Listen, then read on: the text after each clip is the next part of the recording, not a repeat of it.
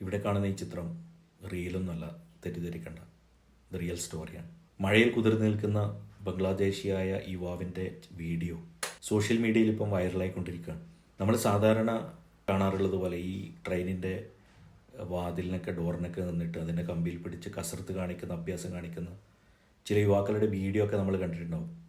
അത് സോഷ്യൽ മീഡിയയിൽ പോസ്റ്റ് ചെയ്യാൻ വേണ്ടിയിട്ടാണ്, അത് ലൈക്ക് ഷെയറൊക്കെ കിട്ടാൻ വേണ്ടിയിട്ട്. പക്ഷേ ഈ ചിത്രം വിശപ്പെന്ന 3 അക്ഷരത്തിന് മുന്നിൽ, ആ വിശപ്പെന്ന വിളിക്ക് മുന്നിൽ മഴയോ തണുപ്പോ വിറയലോ ഒന്നും ഒരു പ്രശ്നമല്ല എന്ന് നമ്മളെ ബോധ്യപ്പെടുത്തുന്ന, നമ്മളെ ഓർമ്മപ്പെടുത്തുന്ന ദയനീയമായ ഒരു ചിത്രമാണ്. ഞാൻ ആലോചിക്കുന്ന അതൊന്നുമല്ല, ഇവരെ നോക്കിയിട്ട് എവിടെയോ ഒരു കുടുംബം കാത്തിരിക്കുന്നുണ്ടാവില്ലേ?